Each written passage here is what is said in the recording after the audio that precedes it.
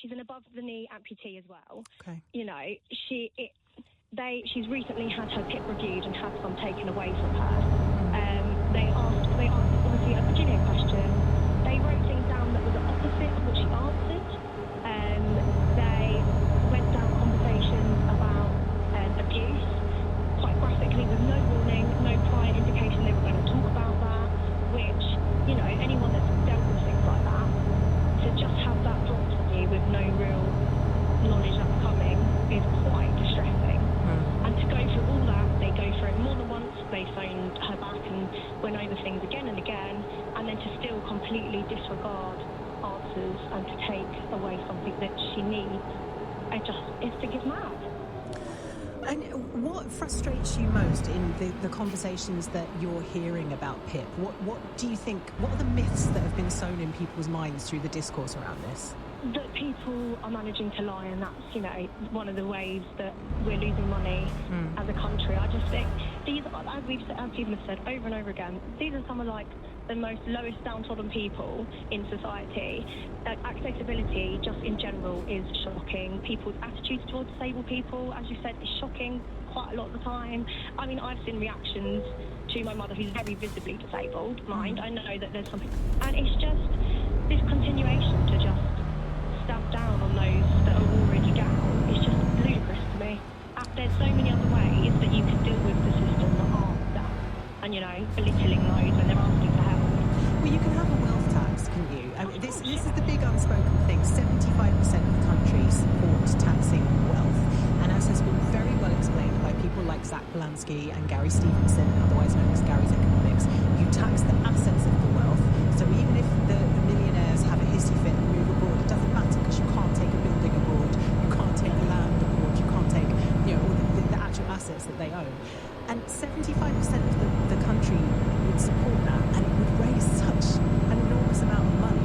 And yet we seem to be, as you say, punching down on some of society's most vulnerable.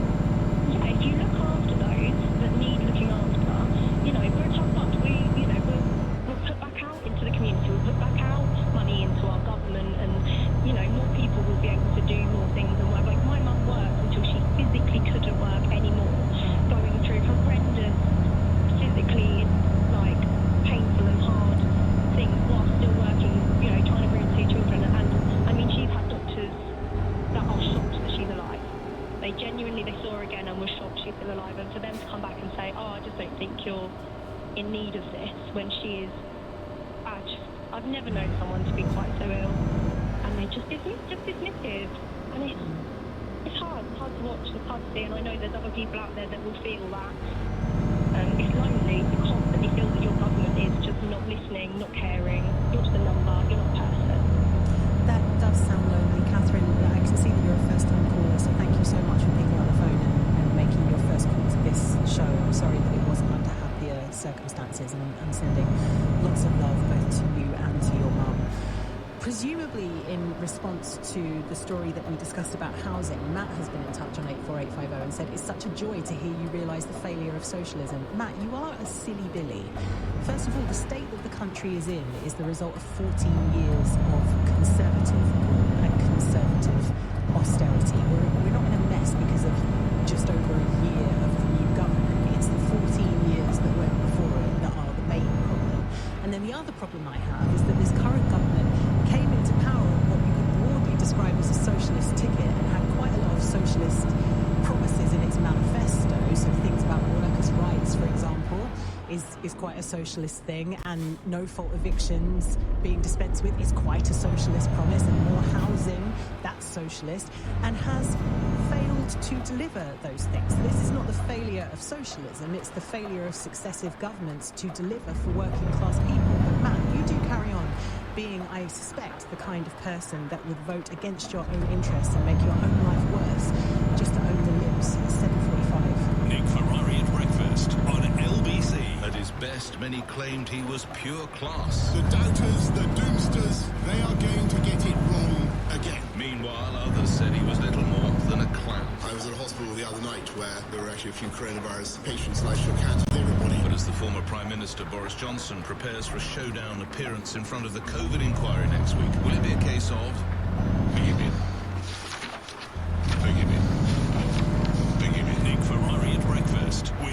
cybersecurity from BT. Security solutions built for businesses. Back Monday morning from 7 LBC. When you're smiling. Banning Dental Group Clinics. With over 5,000 top-rated Google reviews. Keep on smiling. At TfL, we're helping to make bus journeys green. Our entire bus fleet is 100% low or zero emission in the tailpipe, including those for our Superloop routes, helping improve air quality for all. And we'll have a fully zero emission fleet by 2034. That is how we're making the greener way to travel brighter for everyone. Search TfL Improvement Plan. To the Mayor of London and TfL, every journey matters. Greener than total estimated petrol and diesel car emissions. Fraud can happen faster than you think. But at Barclays, we use innovative technology that spots fraud in under a second. And our dedicated team of experts work 24/7. So you can go about your day knowing we never stop working to keep you and your money safe. Search Barclays Fraud Protection to see how you can stay one step ahead. Barclays. Make money work for you. The Monopoly game at McDonald's is back. Play today with the Philly cheese stack, so you can enjoy 2 beef patties, crispy grilled onions, and a melted cheddar cheese sauce. Come on, it's your go. From 11 a.m. until the 21st of October, participating restaurants, subject to availability, and may be required. 18 plus, UK, see mcdrules.co.uk. Natasha Decker on LBC. Text 84850. Okay, this is wild. Kevin has been in touch on 84850 and we fact-checked this in the break. He said France and Germany spends 30% of their GDP on their welfare state. We spend 10% and it's supposedly unaffordable and too generous. I did not know that before Kevin texted in, but like I say, we have been able to fact-check it. So France and Germany are spending 30% of GDP on the welfare state. So all the people saying, why haven't other countries bounced back after COVID and what's particularly wrong with the UK? We're spending a third as much on our welfare state as those other countries are. And yet there is, isn't there? There's a perception in all kinds of ways that we are overly generous in this country, and it doesn't really stand up to scrutiny. David has called from Leeds. What would you like to say? I'm in a privileged position being a high rate taxpayer. I do call my children qualified for higher rate mobility, which means that he gets a higher rate of disability. There are huge numbers of people who get the higher rate of disability, even though they have funds and money, and they still get it. And one of the problems within the system is qualification is not the same. It's not means tested in any shape or form. So even if you're a multi-millionaire and you're on the spectrum and you suffer with the conditions that are required, you qualify. But you could be, half the bros, tech bros would qualify, if that makes sense, under our system. And that is a little bit ludicrous. How many people do you think are multi-millionaires that are claiming It's entitlements, because when you're very good at making money, you are very good at knowing what you're entitled to. Okay, but what percentage of the overall... Hold on. I don't need the dividend tax, which is £3,000, which is an allowance that you all get. So I don't need it, but I still claim it because that's how it works. Sure. But I'm just talking about the overall, if you're looking at all of the people that claim PIP, what percentage do you think are multi-millionaires? Not multiple, even extremely well off. Assets-wise, probably in the elderly class, it would be probably 10-15% in the elderly. Because remembering that qualification is if you fit the criteria. I'm not disagreeing. I think more should go into disability for people who don't have the means. Does that make sense? It does. While you're talking though, David, I'm thinking about the situation with people who develop dementia, who are not covered by the NHS in the same way as people who develop cancer are. So you get pensioners who are asset rich in the way that you describe, who are having to sell their homes to pay for their dementia care in later life and then have nothing to leave their children. We wouldn't want that situation, would we? Sorry, but £700 when a £9,000 a month fee is not going to make any difference. Just one separate thing. You made a comment about not voting in your own interest, yeah? Yeah. You support more refugees coming to the UK, correct? not necessarily. I support treating the refugees that come to the UK humanely. But would you also agree that they're generally not liberals? I'm a liberal. I fully support abortion, fully support gay rights, fully support everyone doing what they want to do. Yeah. Right. But the majority, you say about not voting in your own interest. We bring in people from many other that come to our country, and I want refugees, but they do not. They are conservative in their views. So how do you know? Have you spoken to all of them? Because they're not all of them. You can't say all of them, but the vast majority. Most of the world is socially conservative in the sense of when it comes to abortion. If you look, but that's what you're conflating what people's governments impose on them with the views of individuals. When Boris Johnson was the governor of this country, I didn't agree with hardly a single thing that he said. I would hate it if my character was assessed on the basis of Boris Johnson being the Prime Minister. Well, I will tell you, as a man who's of Asian origin, who deals with an awful lot of people, and many of the people I meet happen to be from ethnic minorities are very anti-abortion who come to the country. The second generation change, may I add. I don't question that. In the sense of as soon as a person lives here, integrates in the country, then they change their views. But there is a religious perspective on the view of abortion, just to clarify. And if you're bringing people from war-torn countries, a lot of them have very strong views about gay rights, about abortion. And I just thought it was interesting because it's a bit of a double standard if you don't vote in your own interest, because I could see at the time in 30 years' time that abortion does get banned because we will become socially conservative, mainly because... Well, no, because all the same people that are trying to close our borders and talking about shooting people in the channel are the same people who are trying to take away abortion rights and who make the LGBTQ community a target. So why would each other? Yeah, exactly. So why would I vote for them? No, but my point being is many of the people who come to this country and asylum seek have many of the same views as they do. They see their human rights as their human rights. But I don't know what you're basing this on because we haven't interviewed all of them.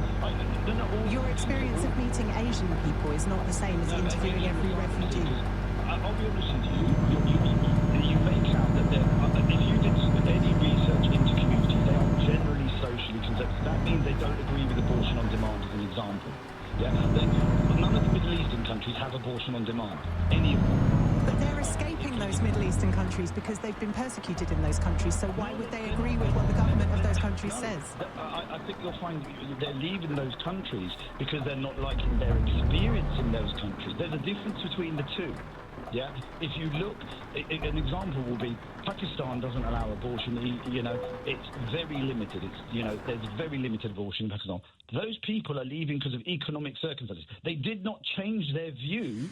But they're not leaving because of economic circumstances, are they? I think if I was being persecuted by an ultra-religious government, that would probably cause me to question quite a few of my beliefs. But I know a lot of Muslims as well, David. You don't have a monopoly on that. And I can say with some confidence that they support my right to get an abortion. They may not choose to get an abortion themselves, but they would support my right to get an abortion. I didn't say Muslims. I said most people are socially conservative that come to UK. I'm just saying. Well, you talked about religion and you talked about Asian people, so you could have been talking about Hindus, I guess. Hold on. Asian people are not only Muslim. I'm saying socially conservative. All I'm saying is when you say that you should think about your own interest. I'll give you an example. You said fascist, yeah, and you described it, and I agree with your description. Guess who also is described like that?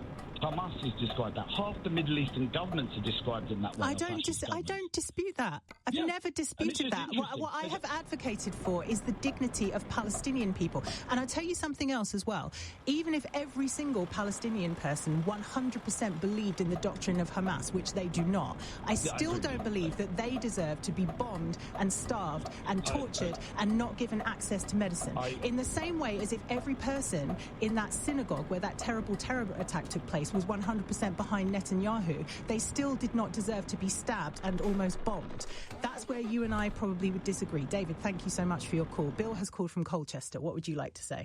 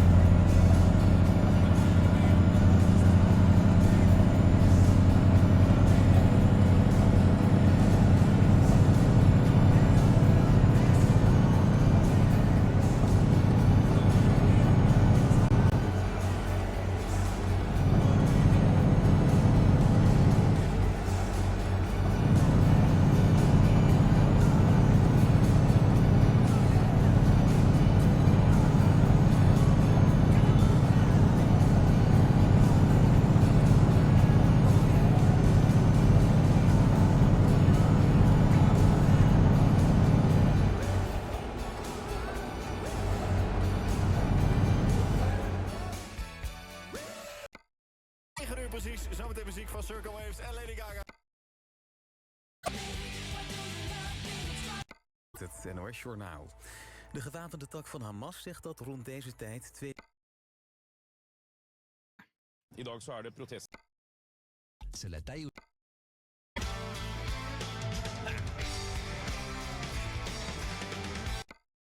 Meelis Meri ja see on R2.